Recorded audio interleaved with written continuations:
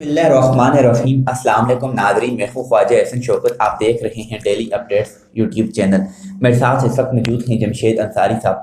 Sir, आपका बहुत शुक्रिया, आपने टाइम दिया। वेलकम। सर, सेनेट इलेक्शन के इंतखाबात को एक हफ्ता रह गया।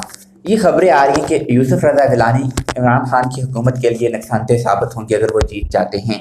आप क्या देख रहे हैं कि इमरान खान यूसुफ रज़ा गिलानी के लिए मौत का फरिश्ता साबित हो सकेंगे? जी बिस्मिल्लाहिर्रहमानिर्रहीम, बहुत शुक्रिया आपका। आपका सवाल बिल्कुल दुरुस्त है। एक ऐसी फ़िज़ा हमवार करने की कोशिश ज़रूर की जा रही है कि जैसे यूसुफ रज़ा गिलानी साहब जो है वो जीत चुके हैं, यानी ऑलरेडी फैसला भी हो चुका है। आप देख लेना कि मीडिया की स्क्रीन पे आपको जो तबसरे और तज्ज़िये नज़र आ रहे हैं उनसे तो यही रिफ्लेक्ट होता है कि भाई आज यूसुफ रज़ा गिलानी ने शिकस्त दे दी है। यूसुफ रज़ा गिलानी को इन लोगों ने चेयरमैन सेनेट भी बना दिया है, बल्कि ठीक है, सेनेट का इलेक्शन भी जीत गए, चेयरमैन सेनेट भी बना दिया है। अब इनका प्लान क्या है?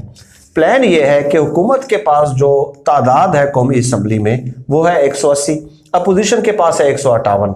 अब अगर पीपल्स पार्टी या पीडीएम की जमातें 13 हुकूमती अरकान को अपने साथ मिलाने में कामयाब हो जाती हैं तो इसी एक सूरत में जो है यूसुफ रज़ा गिलानी जीत सकते हैं, जो कि बज़ाहिर बहुत मुश्किल लग रहा है। और इसके अलावा एक बात और भी याद रखें कि ये अपोजिशन का एक आखिरी कार्ड है जो वो खेलने जा रही है, ठीक है, क्योंकि इससे पहले आपने देखा ना कि इन्होंने इज्तिमाई इस्तीफों का ऐलान किया, सेनेट इलेक्शन में बाइकाट का ऐलान किया, ज़िमनी इंतखाबात के बाइकाट का ऐलान किया, लॉन्ग मार्च GH2 की तरफ मोड़ने की बात की, किस कदर धमकियां दी गई, धरने की बात की गई। तो अब तमाम कार्ड्स जो है वो इस्तेमाल कर चुके हैं और उनसे यू टर्न भी ले चुके हैं। अब इनका प्लान ये है कि अगर यूसुफ रज़ा गिलानी जीत जाते हैं तो दैट मीन्स कि कौमी असम्बली में अपोजिशन की अक्सरियत हो गई है और इमरान खान साहब के 2 या 3 या 4 नशिस्तें कम हो जाएंगी। तो उसके बाद ये तहरीक अदम एतमाद लाएंगे, ठीक है, और तहरीक अदम एतमाद के लिए डेफिनेटली 172 इनको चाहिए होंगे। तो ये इनका प्लान है। अगर ये नाकाम हो जाता है और हुकूमत जीत जाती है तो उनका जो नेक्स्ट लाया अमल है अदम एतमाद लाने का, यूं समझ लें कि इनडायरेक्टली वो भी नाकाम हो जाएगा। अच्छा, तो जब वो भी नाकाम हो जाएगा तो उसके बाद ये करेंगे क्या? हुकूमत को किस तरह गिराएंगे? लॉन्ग मार्च लाएंगे। 26 मार्च को उन्होंने ऐलान किया हुआ कि हम लॉन्ग मार्च ला रहे हैं, ठीक है, तो 4-5 दिनों में लॉन्ग मार्च के काफिले पहुंचेंगे इस्लामाबाद, फैजाबाद 3-4 दिन बैठेंगे, यानी कि 4-5 अप्रैल तक फैजाबाद बैठेंगे, 1 अप्रैल तक पहुंच जाएंगे। 12 या 13 अप्रैल को रमजान मुबारक है, 6-7 दिन बाद ये ऐलान कर देंगे जी के रमजान मुबारक आ गया, लोगों ने ईद भी मनानी है और शॉपिंग भी करनी है, रोजे भी रखने हैं, इसलिए हम लॉन्ग मार्च वाइंड अप करते हैं।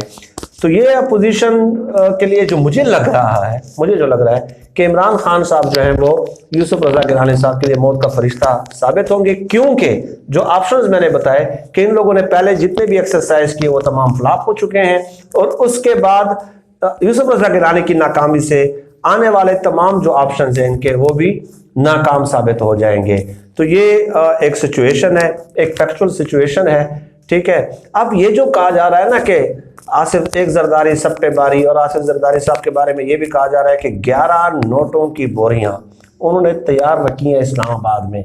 इसके अलावा दुबई में भी उनके बंदे बैठे हुए हैं, इंतजार कर रहे हैं कि सुप्रीम कोर्ट का फैसला कब आता है कि आया इलेक्शन ओपन बैलेट के जरिए होंगे या सीक्रेट बैलेट के जरिए होंगे, ठीक है। अगर तो सुप्रीम कोर्ट कहती है कि सीक्रेट बैलेट के जरिए होंगे, ठीक है, जिसके ज्यादातर इम्कानात यही हैं कि यही कहेगी सुप्रीम कोर्ट, ठीक है, तो फिर आसिफ जरदारी जो है वो बोरियों का मुंह खोल देंगे और तकसीम करना शुरू कर देंगे। तो ये जो एक तासुर दिया जा रहा है ना, तो मैं ये जवाब देना चाहता हूँ उन लोगों को कि भाई रियासत से ज्यादा पैसा किसी के पास होता है? आसिफ जरदारी 1 अरब अगर एक रुकन को देंगे तो हुकूमत अगर चाहे तो वो 5 अरब भी दे सकती है एक रुकन को, ठीक है। तो ये एक बहुत बड़ा हवा बना के पेश किया जा रहा है ना कि जैसे जरदारी के पास रियासत से भी ज्यादा ताकत है। भाई रियासत के लिए 1 अरब या 2 अरब, लेकिन वो क्या क्या मानी रखती है, ठीक है। किसी भी जगह से जो है ना बजट में कटौती करके आप कह दें कि 20 अरब रख दें सेनेट इलेक्शन के लिए, हुकूमत अगर ये कह दे, लेकिन हुकूमत इमरान खान साहब जाती तौर पर, मैं सारे वजीरों की बात नहीं कर रहा, मैं इमरान खान साहब के वजीरों की बात नहीं कर रहा, इमरान खान साहब की ज़ात की बात कर रहा हूँ कि इमरान खान साहब ज़ाती तौर पे ये चाहते हैं कि जो है ना फ्री एंड फेयर तरीके से इलेक्शंस हों, मुझे उस तरफ न जाना पड़े, ठीक है, कि जो जरदारी कर रहा है ना कि 1-1 अरब से या 70 करोड़ से या 80 करोड़ से जो ना लोगों को खरीद रहे हैं, तो मैं ये नहीं चाहता कि मैं उन लोगों को ख़रीदना शुरू कर दूँ, वरना रियासत के पास वसाइल बहुत ज़्यादा होते हैं, पैसा बहुत ज़्यादा होता है, रकम बहुत ज़्यादा होती है। इमरान खान साहब भी अगर चाहें तो वो लोगों को ख़रीद सकते हैं। इन शार्ट 13 लोग चाहिए यूसुफ रज़ा गिलानी को जीत के लिए, ठीक है। 13 लोग अगर इसने खींच लिए अपनी तरफ, ठीक है, तो डेफिनेटली ये हुकूमत के लिए अखलाकी तौर पे जो है ना बहुत कमजोर पोजीशन हो जाएगी, क्योंकि उस सूरत में होगा क्या कि हुकूमत के पास 13 अगर कट जाते हैं तो 167 रह जाएंगे, अपोजिशन के पास 171 172 हो जाएंगे, तो ये हुकूमत के लिए कमजोर पोजीशन होगी। लेकिन इम्कानात यूसुफ रज़ा गिलानी के कामयाबी के बहुत ज़्यादा कम लग रहे हैं, मुझे बहुत कम लग रहे हैं। बाकी मैं डेफिनेटली इल्म गैब तो मेरे पास है नहीं, और ये भी एक हकीकत है कि हमारे जो MNAs हैं, जो MPAs हैं, माजी में हमने देखा है कि वो अब ज़मीर बेचते रहे हैं, ये बदकिस्मती है।